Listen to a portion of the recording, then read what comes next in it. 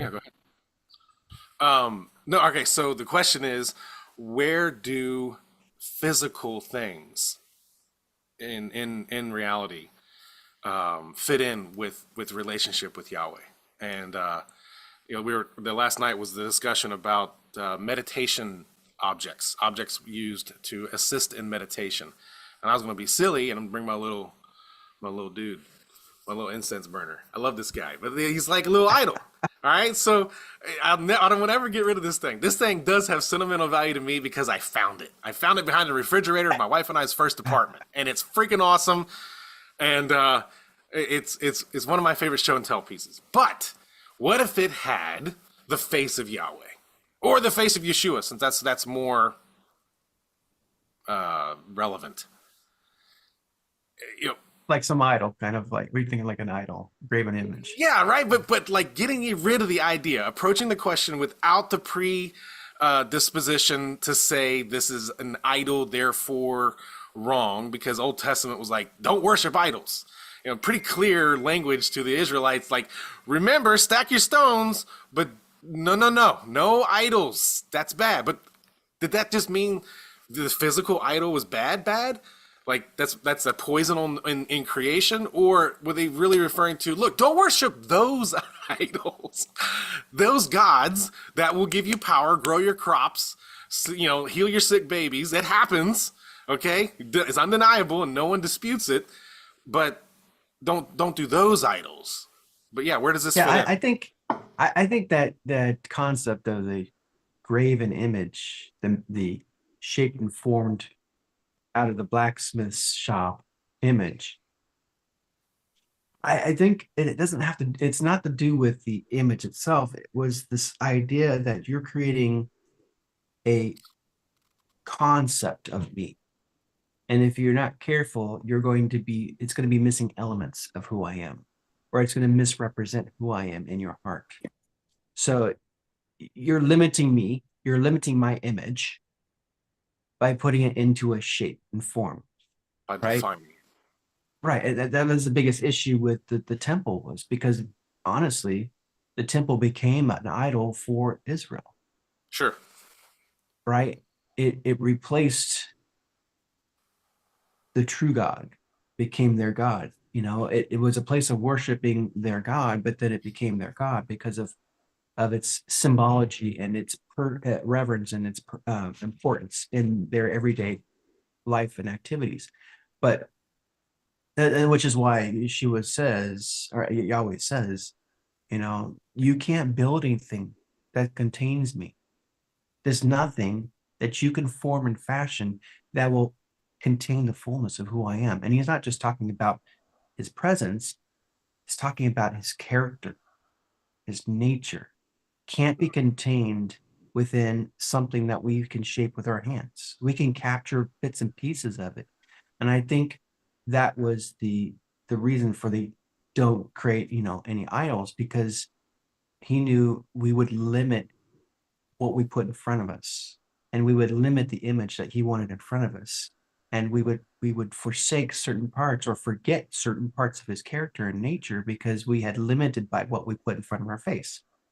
And what you put in front of you is what you become, right? What you visualize, what you imagine is what you become. So if you are limiting your imagination or your visual prompt, you're limiting what you're becoming, and you begin to swerve away from the image that you were imprinted or were designed to reflect.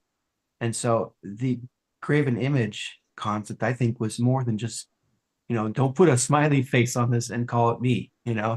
It's it has to do with the nature and character that is limited in these. And you think about these gods that other nations worshipped, they had many, many gods for all the different natures and character traits and different things and responsibilities, that these gods were over. There were very limited, siloed functions and character traits.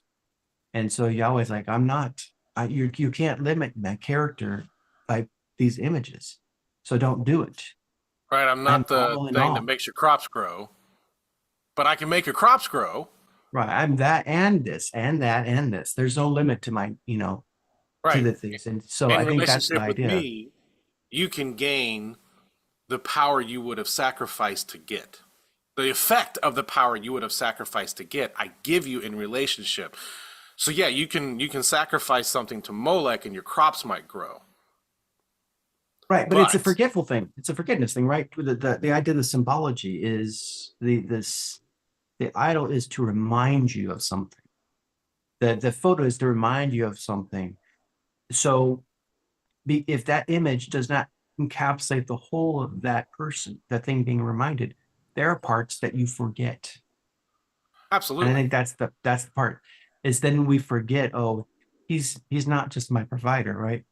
He's all my defender. Well, if I'm always just focusing on he's my provider, then I begin to forget that this is also his capacity.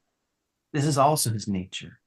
And it diminishes who he is in front of us, right? Okay. And we think about people like I'm kind of struggling for the words here. We silo people into their character and their jobs. Let's use that as an example. People's Yes. jobs. Yes. I say I work in technology. Yeah. Well, so then you say, oh, Jeff is great at tech stuff, but you don't know that I'm also really great at building things in Right. construction because you've siloed me into this job. So now you are missing out on the capabilities that are much more expanded than who I am, right? Yeah. Than what you say I am. And so And you make assumptions that, too, big time. yeah, right. You made us be good And so at holding the you go to job in somebody tech. else, You may not be right? good at tech. I'm an expert at construction, but you go to somebody else because you don't know that I'm an expert at construction. And so what happens? Well, Yahweh is good at harvests, bringing the harvest, but I need someone to deal with my poisoned water. So I'm going to go over here to this God Right. to deal with my poisoned water, right? Which is all throughout civilization. I mean, I was just reading the Right. other day that like the Indian culture is one of the oldest on the planet. It's 5,000 years old. Like rooted. 5,000 years. Most places have been wiped and reloaded by different hordes at some point, but the Indian culture, that's 5,000 years old. And they found placards dedicated to Shiva and some of the yoga poses that are, it's 5,000 years ago. So it made it into a placard 5,000 years ago. How many more thousand years before that was that being cranked on? And the idea, sorry, I'm rambling. These propensities are well fleshed out. India ain't the only culture to do that. Many cultures seem to run that route real easily. They go from okay, supernatural's real, let's deal with them, and get good stuff coming from it. And Yahweh, in the midst of all that, has brought a people through that said, "Don't waste your time there." I'm not saying it don't work, but don't waste your time there. Come to me. I'll give you all that, but not like they would give. And so I get the idea of idol worship. Okay, um, and like we don't really have a problem with that in 2025. I don't think. Idol worship? Well, it doesn't look like a gold statue on your mantle, no. Right. It's more subtle. It's more. There's something I different think now than there was a few hundred years ago or a few thousand years ago. There's something different now. well, one could say what is idol, what is worship, right? Worship is what you give in inordinate amount of time and energy and thought to. That's really what it is. It's what is the bulk of your attention given to. That's what you worship. That's Yes. your adoration. You obsess over it. What do you obsess over? That is something you worship. And one could say that, big box in everybody's living room is an idol Oh, because they sure. obsess over it. They Yeah. wouldn't say they obsess over it, but their choices every day to put themselves in front of it continually and to give attention to it and what comes out of it Oh, becomes yeah. their obsession. They can't go a day without flipping on the TV, Oh, without there's like a looking at what's dozen. on there, It's a getting their dozen channels, getting their shrines. shows, right? Yeah. And that's so I'm saying that's a potential idol in the sense of a obsession, that's a place of worship. And this is, I'm not not the first one to say this, right? No, this But feels it's, like well trodden path. You know, yeah, yeah, yeah, yeah, youth group yeah. meetings and devotionals. Right. I I've Yeah. been that's been pounded into me too. I still have like 12 shrines in this house that we all go to daily. You know, some kind of screen. So we bow down Yeah. in some regards, if given that definition. Um, but and that's clear. Like to circle back, like the physicality of things. Like so I'm not worshiping this idol, all right? But what if I use it to achieve meditation, to go into that place, and I find it's a tool that is useful? Is that possible? Yeah. Yeah. Well, I mean, I know we're kind of rabbit trailing down in a different direction from sentimental items, but the idea of it being a tool and a function, whether it's something tangible or something abstract in a methodology or process of minute. I mean, think about all of the realm community tools and methodologies, modalities of how to engage with Yahweh, how to engage with Yeshua. Even those can become idolistic, depending on, am I making up a word? I don't know. Uh, depending on how you, it becomes a crutch, you know, in that I can't now engage without this object or this process, and it becomes a stumbling block and gets in the way. This modality is now my hindrance from graduating beyond it. And I think it's basically saying like, these are my training wheels, and I can't move on in life without my training wheels. Right. I So it's can't ride useful my bike. individually. And so that's going to be a Right. case by case thing. Like, hey, if it's useful to you, knock yourself out. I don't think there's Right. a prohibition against engaging with the physical to bridge over to relationship with Yahweh and the world He's created outside of the physical. Unless he's told you very, straightforward, do not use these things. But You that would know? be yeah, And I'm yeah, talking about on a personal basis. Like if he's yeah, telling you this is not healthy for you, this is not helping our relationship, then yeah. you shouldn't probably use it. Which is great. I mean, that's a Um, product of relationship, so that's the goal anyway, right? Like that's what we want. I want that. Hey, don't do that. Okay, great. right. Next. Um, But yeah. so like the first full moon of the year is called the wolf moon. And apparently it was bouncing around the realms. It came from Nicole. She talked to me about it. She goes, that's a trading day. That's a physical thing that occurs in time and space, you know, and maybe not the same as this idol, but and similar. It's material, right? It's the materium, it's the physical world. And I make decisions and engage with that energy, expecting a multiplication, a force multiplier, right? If I traded the day before, wouldn't expect 600% return. Trade today, I expect that 600% return. Or like you know Wiccan spells. You know, I lay Mhm. these things out that they have significance. There's sentiment value to this thing.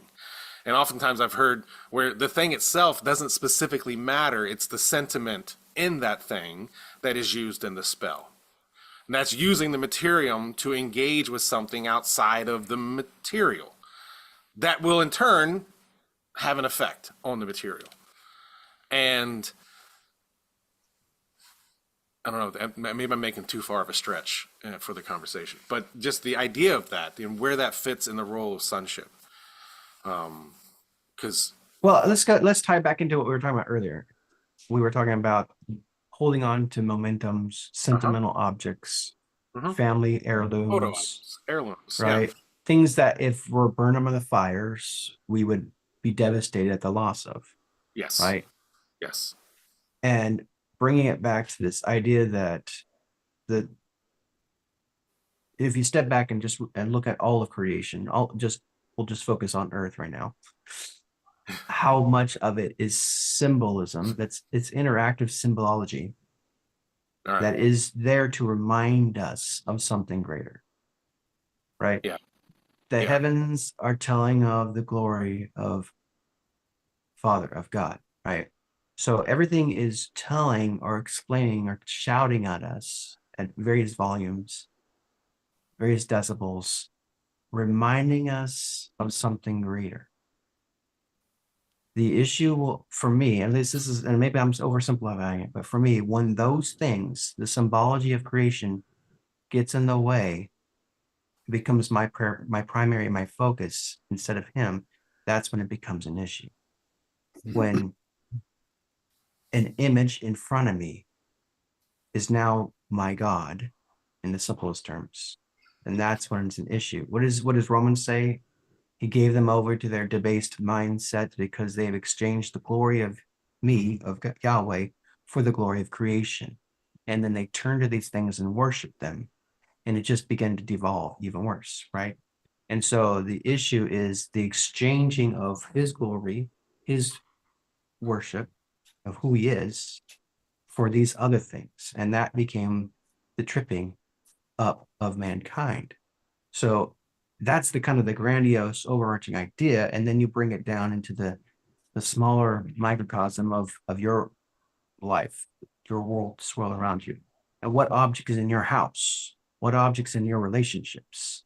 The abstract or the concrete become those gods, those idols in your life that, and it's very nuanced, right? Yeah. Feels like a It, razor's edge it's to walk. well, and you have to. That's why I say it's a case by case situation. Like your Right. children can be an idol, Yeah, absolutely. right? This is why Yeshua said, for those that don't hate their family, essentially your husband, kids, uh, love me more, are not worthy to walk with me, Yeah. right? I mean, so you're like, that's pretty harsh, older brother. That's pretty harsh to say, hate your mom and dad. If you're not Yeah. worthy to hate your mom and dad and love me, because he understood what he was expressing was this idea that is there anything that captures your obsession that's greater obsession than your obsession towards our relationship, that's going to be an issue. That's going to draw your attention into a direction that devolves into basically an entrophied life of death and destruction. So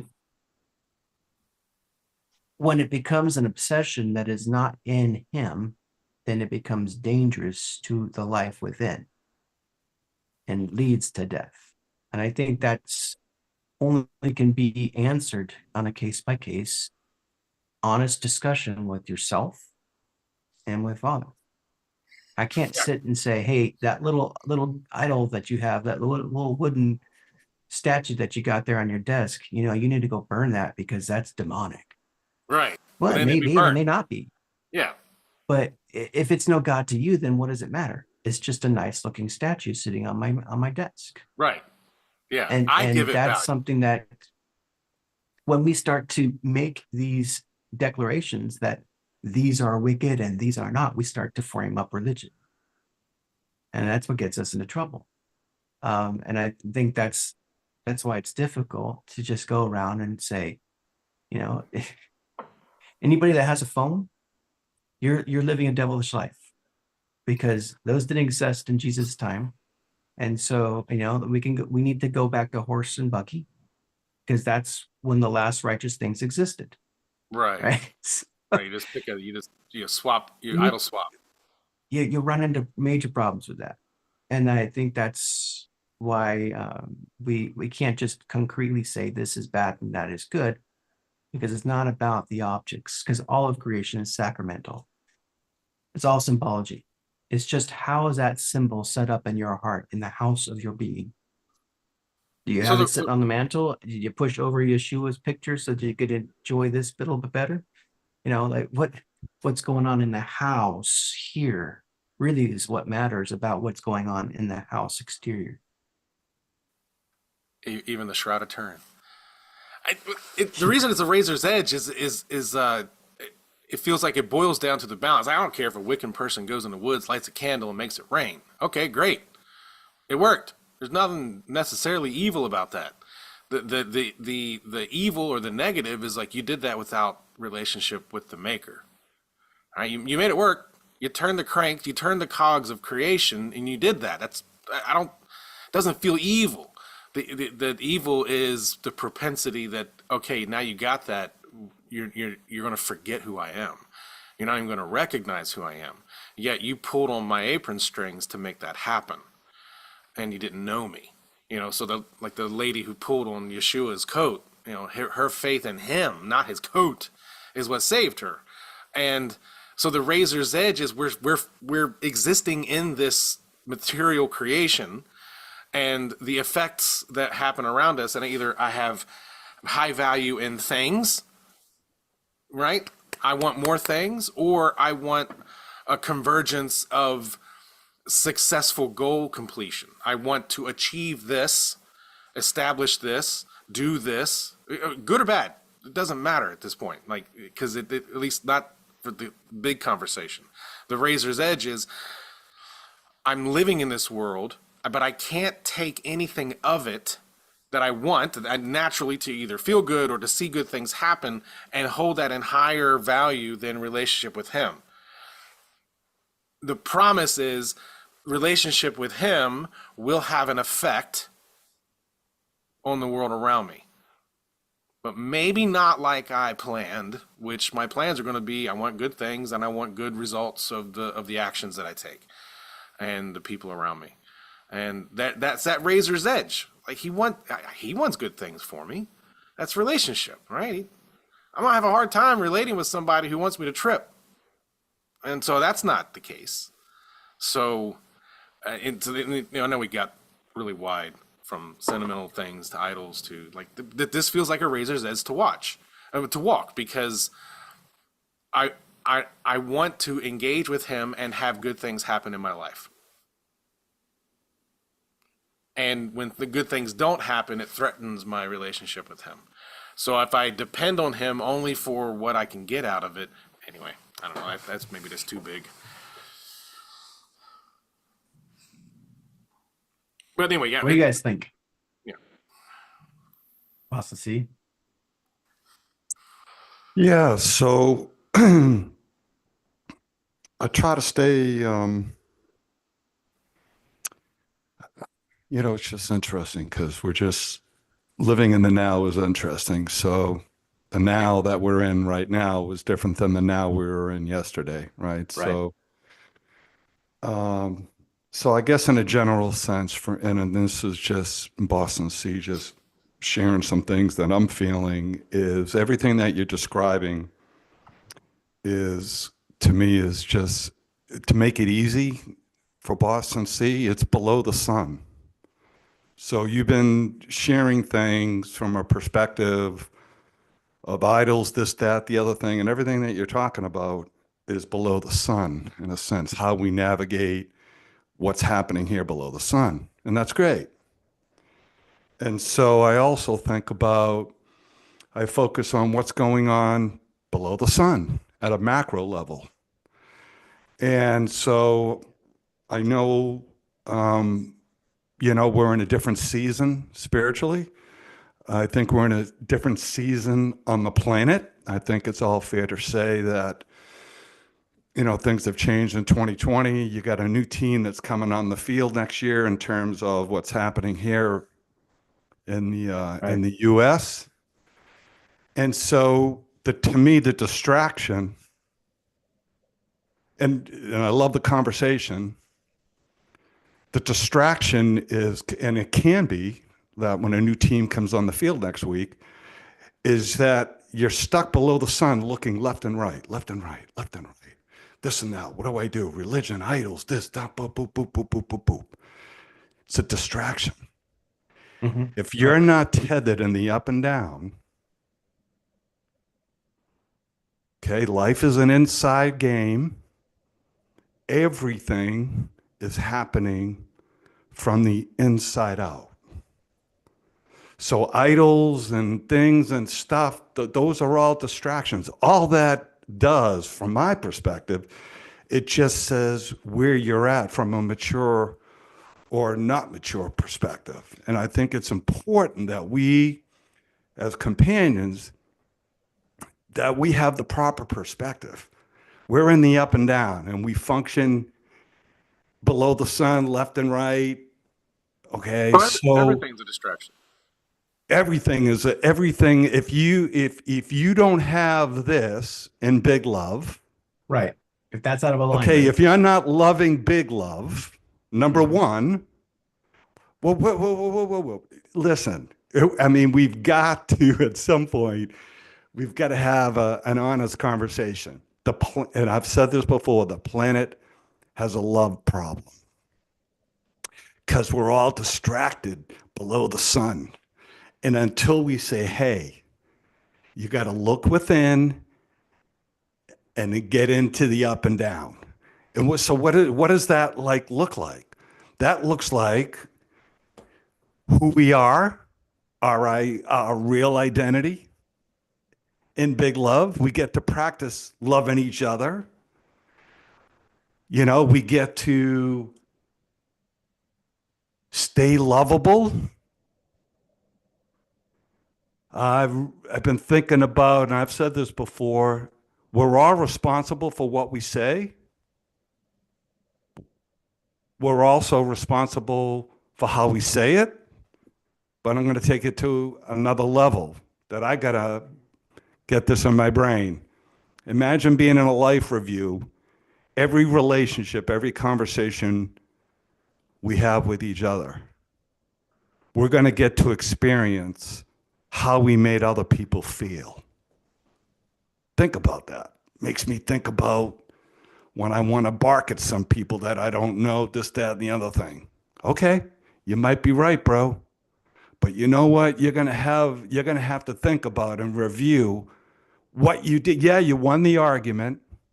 You beat up that person. Feel good about yourself. You know, because here's the thing: what's happening is when the team changes next week, all right, you're gonna see a lot of look at me, look at me.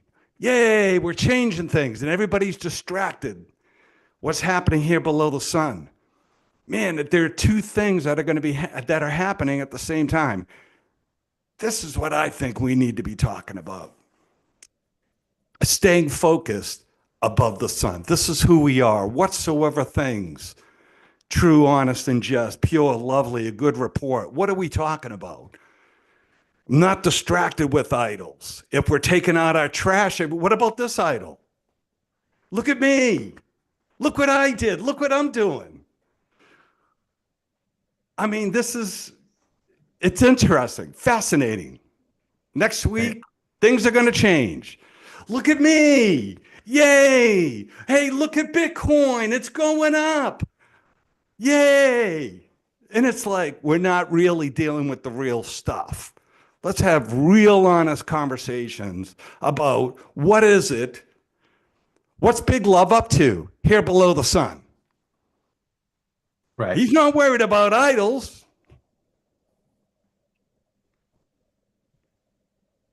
And it's not just, I mean, it's, part of the journey is it's a disconnect for a season to grow into maturity and reestablishing this connection. But then it's time to come off the mountain and then re-engage, right? That's one of the issues that we've had. We've talked about this in the realms community is it's been so focused of the spiritual and going in and having an encounter and forgetting about we're supposed to be doing as sons on the earth. So it's a season and everybody is in a different stage of that process of maturing and getting their dealing with the junk, dealing with their distractions, getting this right alignment, and then going back and dealing with those things as a son and it not being a stumbling block so that we can deal with the changes of government, the changes of culture, the changes of things from the right place, from above the sun, from a place of seated high in the heavenlies, but not disengaged permanently. Because I it's think still their there stuff. it is stuff, but I mean, it's Even like, okay, look at geopolitics. just take the first distraction, the Garden of Eden. Adam and Eve walked in they had all of that supervision, they had all the pleasures, everything at their hands, at their fingertips. They can come and go as they please, right? Except for the one tree. All right. But the reality is all those trees could be verboten. in the right heart situation. Anything, any object in that garden could have become an idol to them. They could have been distracted from the walking in the cool. I'm not going to make our appointment day. I've got something to do over here at the side of the garden. Any of those things could have been a distraction to them. They could have chosen, no, I don't think I want to spend time with you in the cool of the evening, cool of the day, because I really wanted to go hang out over here and check this out. I'm just really obsessed with this thing, right? We think we put so much premise upon that one tree as being the bad seed, that just stay away from that. But that's just a symbol of something, of a heart issue. And any tree could have been an issue, right? So it was not about this one bad tree. It was about the heart situation. And from that day forward, man has been dealing with things that draw their attention away from the one attention. But because they were in right relationship, and because they had this continual engagement, walking every day on cue with their father, they could participate in the whole garden. They were free to engage with the animals and do things and explore. It was all open to them. And I think the same thing exists today. All of the earth is open to us as sons, and we can go into places and we can engage with different systems of the world. As long as this connection and our daily connection is happening, and then it's in right establishment, we can go in to the courts and the governments and in the marketplaces, and we can engage and we can grow wealth, and we can become people of influence and become presidents and law legislators, and we can become business owners, and we do all this stuff. That's all open to us. As long as this is healthy, we're free to walk the earth and to be productive and to be growing and increasing and being influential. That's the maturity side of it. That's the journey from growing from a child who's distracted by the things of the world, the bright, shiny things, to a son who is able to engage and know where the boundaries are, knows when it starts to get a little distracting. I'm constant. Yahweh says do this. Father says go do this, but I still have to manage my time in those things, Because and it'll matter. know when I cross where that threshold is at, where it starts to become a distraction. And when I feel that, I'm like, oh, just put it aside, go re-engage, make sure this is still going, this is still good, this is still healthy. Remind myself what is primary in my life. And when that's reestablished and we're good, then I go back to it. I can pick it back up. But that I'm still, even in this stage of maturity, I'm still making sure that things that are good are beneficial, don't end up becoming a idol, becoming a distraction. And every once in a while, Yahweh will blow upon my garden, using some realms vernacular, just to see, test and see if this is really got a hook in my heart, and if this gets destroyed or messed up with, what am I going to do? You know, So it levels the playing field because if any of those things get lost in a fire, from a family album to Spell in the Woods to geopolitics to establishing a beneficial system on the earth that benefits people, right? Like a really good thing. All of it is kind of on level playing field. Like it doesn't matter. It matters to somebody. I'm sure it matters individually, and but it's all the same distraction. Do, don't do, like that. Is that what we're saying? Miss Tina, what do you think? Hi. Well, I'm just kind of thinking we know that we need to be more up and down than we are here, but being up and down doesn't mean we're not here. We still Right. live below the sun. So living above the sun, but operating with our feet on the ground under the sun. And how do we stay focused? I'm thinking on the how. How do we stay focused to do that? Because it's real easy with all the chaos from one door being open and the other door not being shut. And the time that we're in, there's a lot of chaos, a lot of things that are changing, but it's gonna birth, we're just in the birthing pains, it's gonna birth what the Father wants.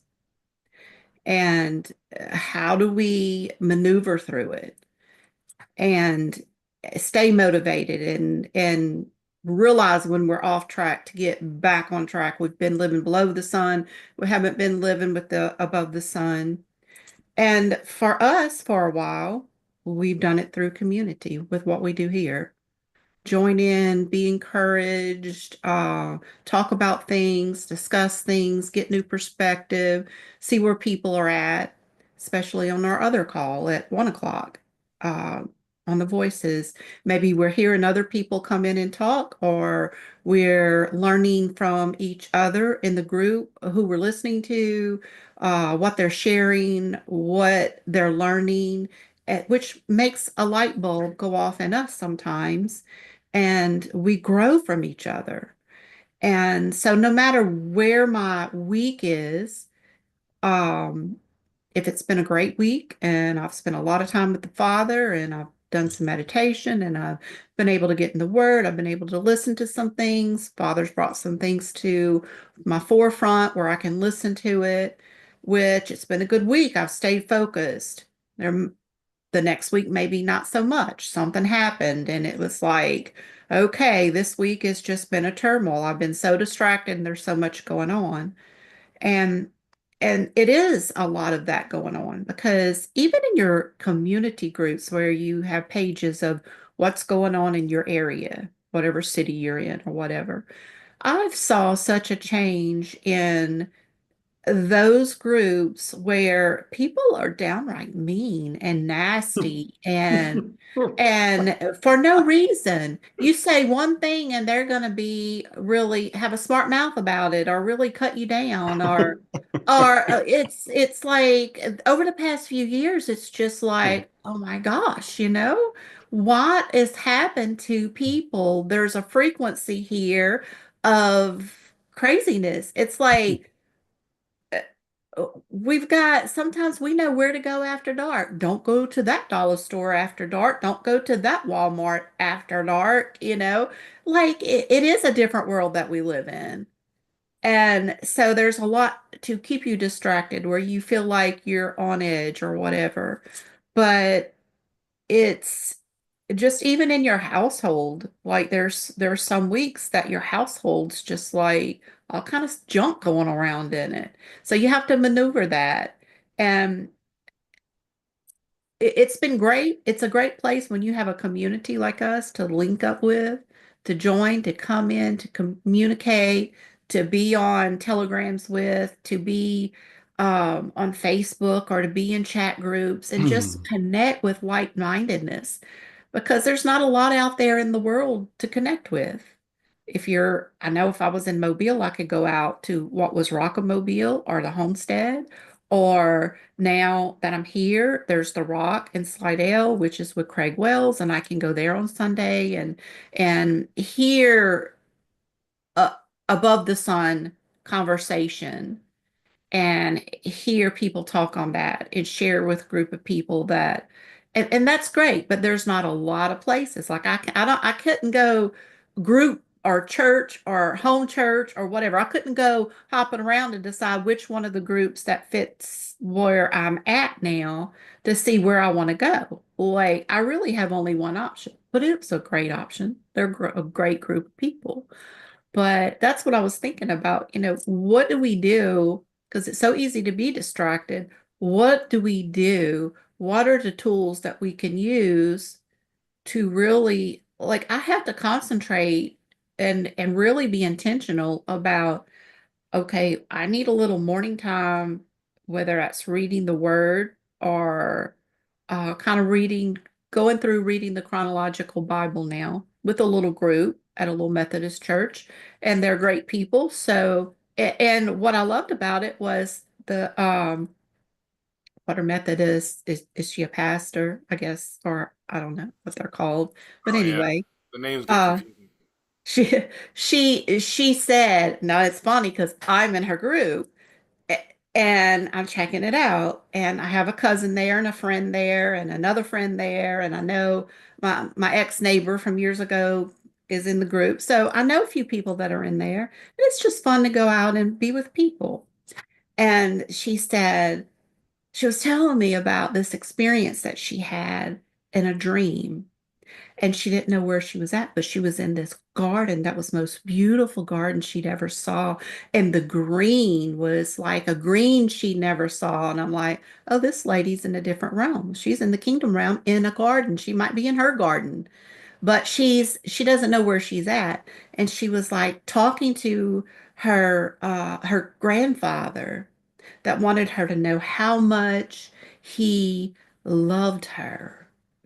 And he told her in the physical that she could go to a certain place, a desk in her mother's house, and that there was something there for her. And what was there for her were letters of how much he loved her. But something in her had made her felt like he didn't love her. And so she went, and those letters physically existed, and she has them. And she was like, I can't wait because when I die, I want to go back to that garden. And that's a trigger for me. That's the problem when you're in these groups. Like sometimes you cannot contain yourself. And I'm like, you have already been there. Like, why do you feel like you have to die to go back? You've already been there, and it's proven that it's true. He told you something there in a different place, in a different realm, and you've come to this realm in the physical, and you have physical letters of what he was talking about. Like you were talking, and she said he kept saying, I have to hurry up, but I need to tell you I love you, and I want to tell you where these, like he didn't have an extended time to just for her to hang out. There was a time limit on it. But I'm like, why don't you ask the father and ask him to bring you back there? Why do you want to wait? If you've been there, you have the right to go back. And And why was she there a looked time at limit? me like light bulbs were going off. And she was like, oh my gosh, you know, yeah, that's probably true. And so I'm sure, it gave her something to think about whether she did or actually do it or not. But at the end, it- something come up, and I was like, yeah, I said, we just have to stop putting God in a box, and we have to stop putting ourselves in a box, that only if we can make it make sense that this is a truth, because things make sense that we cannot even comprehend. So we get to come outside of our box and just think about some out there things, that others say or they've experienced or they've believed. Or I love to just listen to those things that are outside of the box. They don't have to be my truth, but I like to hear them, because it doesn't mean my truth is the truth. Doesn't mean their truth is the truth. But I like experiencing those what ifs. And before we dismiss, she said, let's read the next part. This is where we're going to be. And let's be outside of our box. Let's be open to things that are different. And I'm like, uh-oh. Careful what Don't you be wish telling me for. that, because, I'm going to be known as the crazy person before long. But I'll be gentle with where I go and what I say. I don't have to just blurt it all out. But, But if you do, it'll be all right. but to get them to open themselves up just a little bit. But these are the type things that you can do. You can go to groups, you can stay focused. You have to stay focused and be intentional about your time with him and like-minded people, or with people that are going to keep you from feeling the ick that's around. Yeah. And we know that we've got people that some of us sign up for, and we may listen and we may be in other groups, but there's a lot out there that you can connect with according to your available time, each individually, what people have going on. But taking that time to just in the morning to connect, thinking about things all during the day too, and then having that time space that you're in a community, in a group, whether it be Zoom or a physical group, to just connect some with people to help you stay focused. But it's important to be with a group that's not going to judge you, that when Yeah. you're down, they're there for you and are going to let you think whatever you think and not call you out on it because none of us have those answers, all of the answers. So if we're wrong, God puts our crooked paths and makes it straight. So it's okay. But I feel like he'd rather me go down a crooked path because I'm trying to go somewhere than sit still and be Mm, afraid and not move and not go anywhere. that's good. I like that. Don't be distracted by things making sense. Yeah, because that is a distraction. The way we have to be in control and everything has to be, we have to get out of being analytical because his ways are not our ways. His thoughts are not our thoughts. Well, just don't depend on the answer. I like being analytical. I like thinking through things, but the answer can't get distracting. Like you mentioned something very interesting. You described the difference between two realms, and it's a realm we've created as mankind. The online realm. We created that. It Right. exists, and it's not healthy right now. It's sick. Everything you've mentioned that was positive was engaging with people. The same risk occurs. If I say something in this group, am I going to get shut down like I did on Facebook? The same risk is there, but it's a foregone conclusion. There will probably be somebody on social media that will try to slap you. Like it's a given. Like that realm we've created is festering right now, and it's full of fear and hate and condemnation and people acting out in ways they would never act out, like in the grocery line, right? Yeah, because you ain't got to worry about getting popped, and so that's a distraction. Like it is a false realm. It is real. It exists, but it's been corrupted. And you described going and meeting in groups and meeting with people, even using digital. I mean, we're digital, but there's a difference, and that's a good thing, right? As a son, that's something we're supposed to do. We're not supposed to. I mean, granted, Desert Fathers went out and disconnected from social media too. But that was for them. But we're meant to engage like this. It matters. It really matters. Remember who we are. We can remind each other who they are, without even saying who they are, but treating them like who they don't even know they are yet. That makes sense.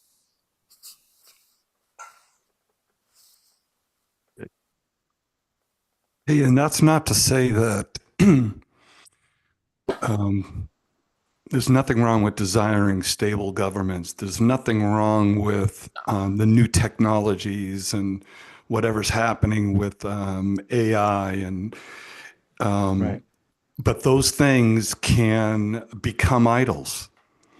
Mhm. That our own self-righteousness, that we took care of all the wrong people that did, this, that, and the other thing. And it's the same story.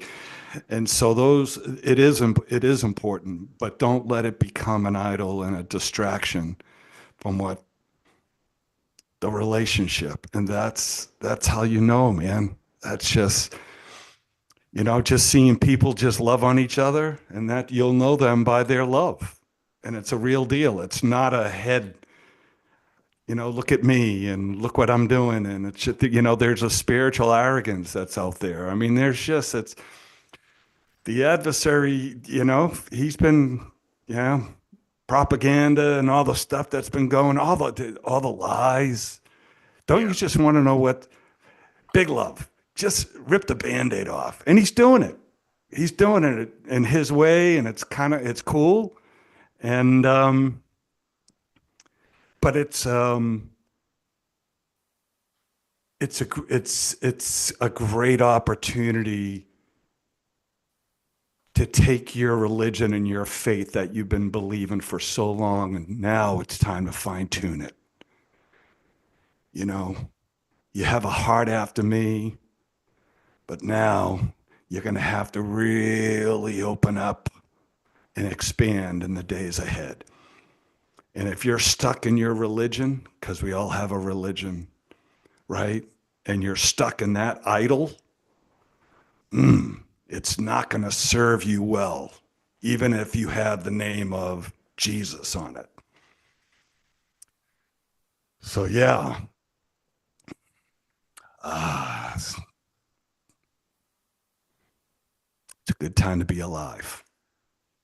It was really cool when the Father had me leave the denomination that I was in and step out, and I kind of thought I was I was trying to be non-denominational, where I will just step out and I want to visit all the other denominations and just see what it was like and see what it felt like. And so I started stepping out and going to some other places. And the Father didn't bring me to any denomination, He brought me to Himself. Mm. Right.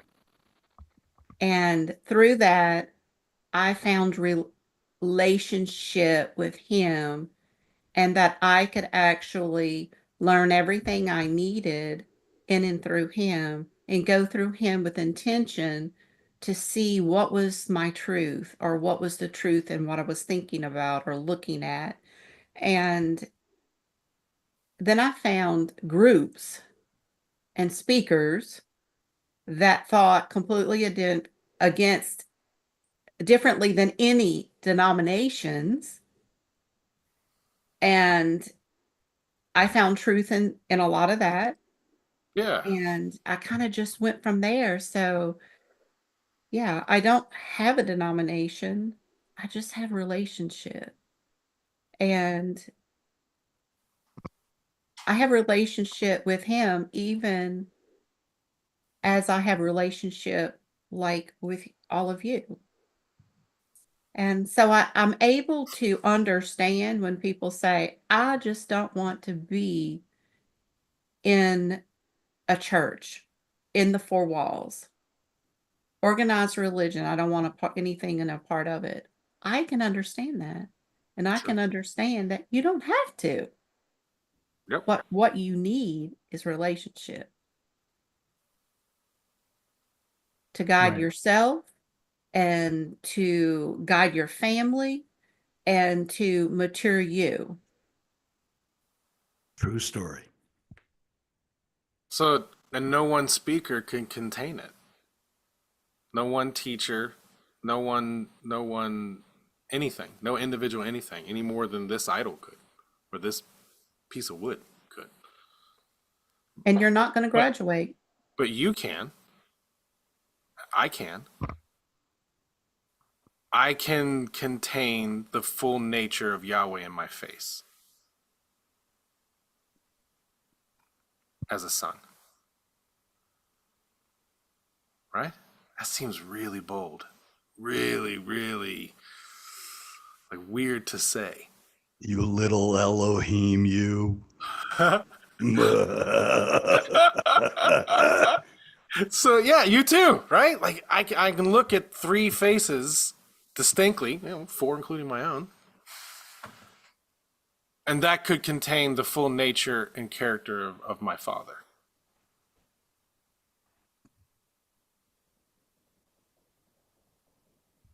Without becoming an idol. But well, I mean, yeah, anything can. But Oh yeah. Yeah. It Look at could. me! Look at me! Yeah. or look at you. Oh, look at you. I can do that real easily. Like you got what I need. Yeah. No. I'm just Oh, you reflecting. got what I need. Yeah, I don't know. Mhm. You're reflecting. Mm. That's the best you can do for me.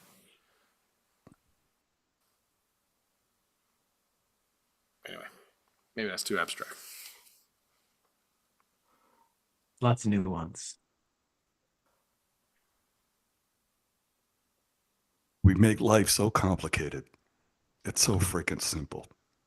Get some character, love big love, practice loving big, and deal with your trash every day. Not hard. Well, it'll shake out. I mean, it's like the bestest religion there is out there. Big love. Do whatever. Knock yourself out. Let us know how it Go goes. for it. Let us know how it goes. We're curious. I'm curious. The one thing that in people seeing that religion isn't working, or in the denominational four-wall church, those that see that are in churches that it's not working, there are some churches you can go to and they seem to be working fairly well. Um, but there's churches that are struggling, and people, mostly the men, have left. A lot of churches you go to, there's a lot of women trying to hold it together, Sure. Even see that in the which realms. which the men have left it probably because they've discerned what's not right about it.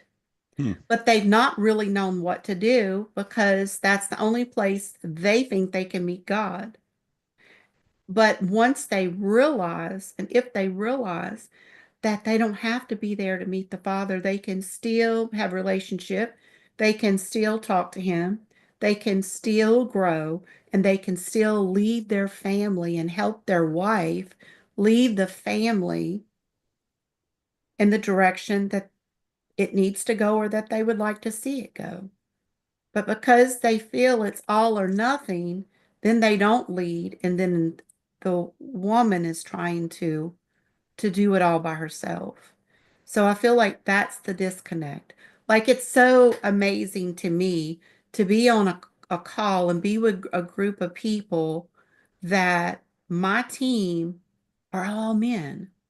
Like, I love that because it's not necessarily the norm. It's not the norm for what I've saw in the churches. You go to churches and there's so many more women than there are men. Not that there are not any, but on the ratio. So it's not that churches aren't working. It's people aren't working. Well, the religion has stopped working because people aren't as willing at this time to for their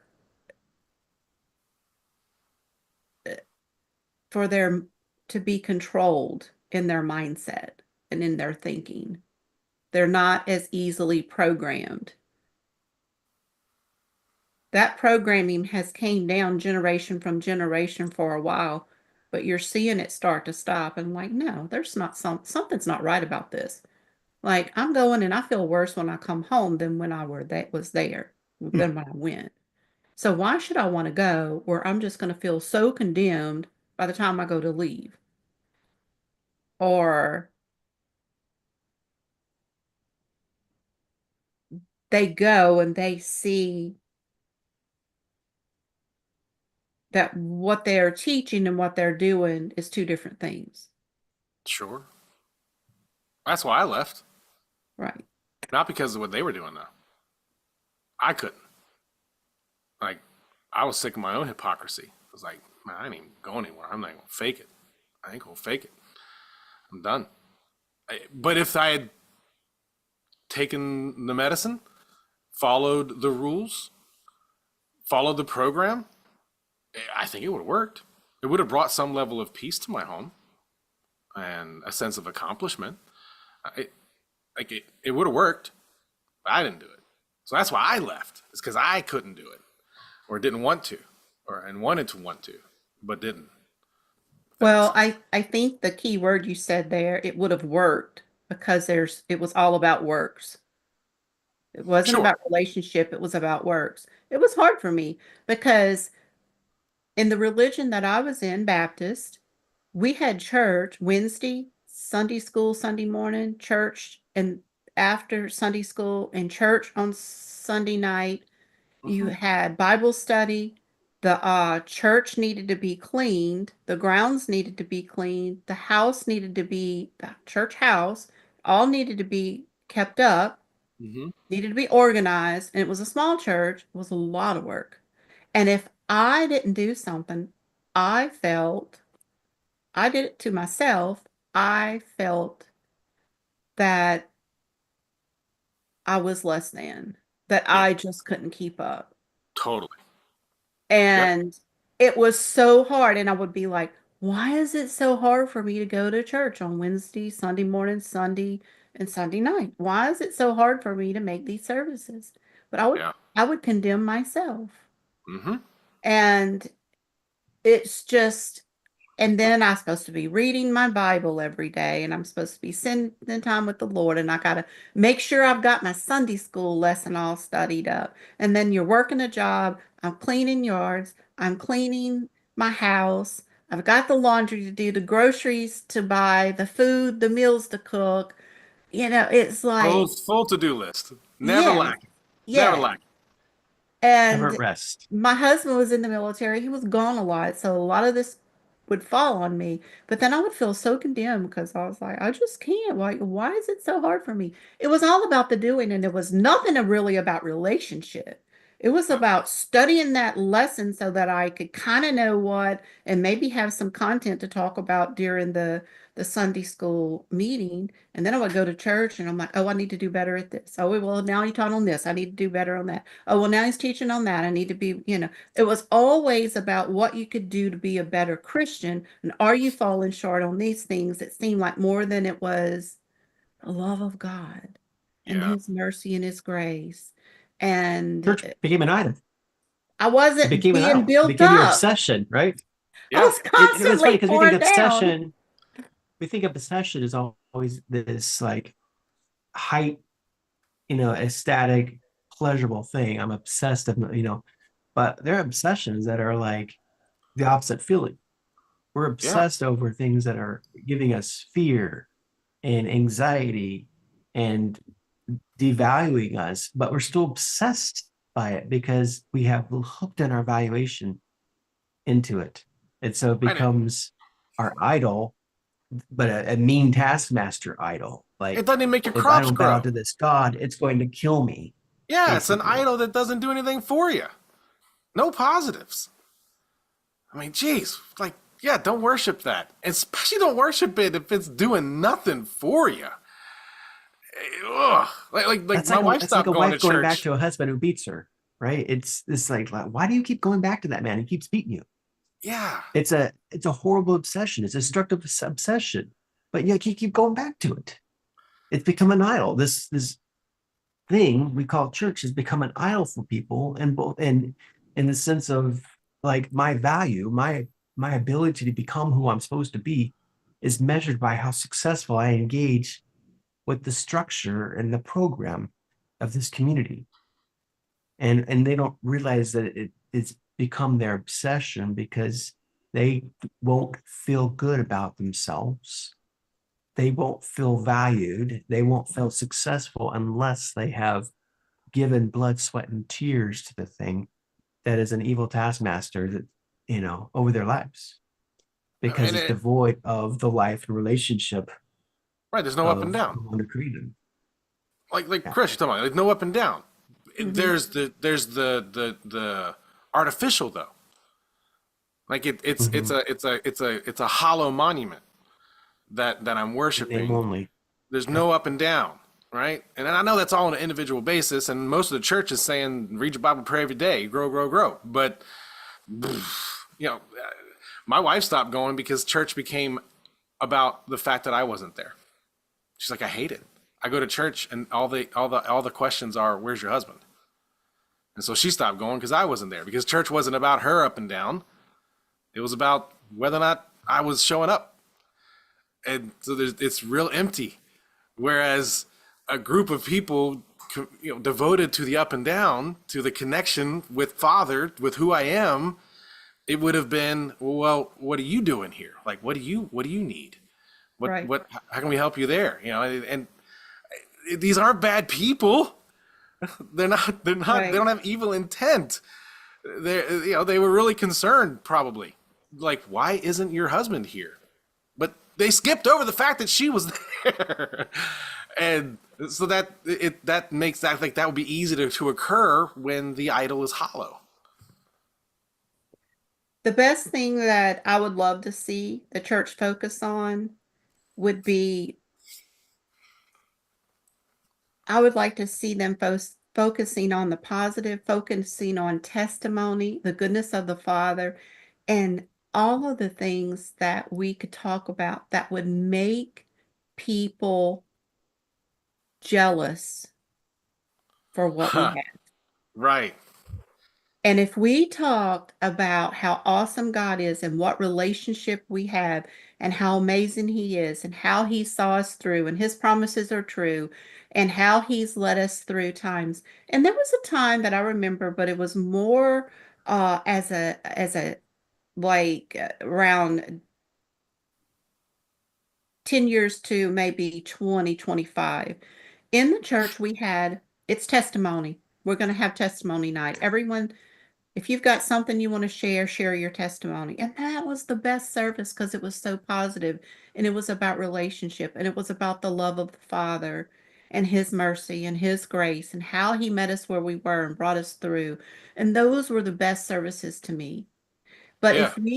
if we could get back to that more than the hellfire and brimstone, I wonder if maybe the church would not grow and people be drawn to those type services, to those type of meetings where you met together and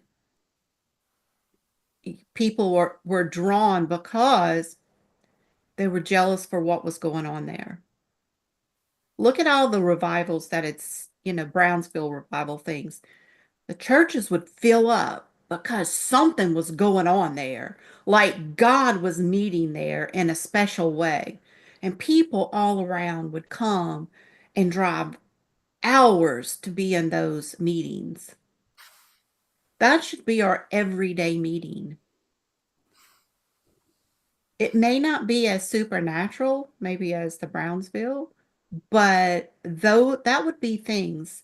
But people would leave and they would bring the goodness and the jealousy and what they found out into the world. And when it would go out into the world, because you would bring to those people who are not going to go to the church.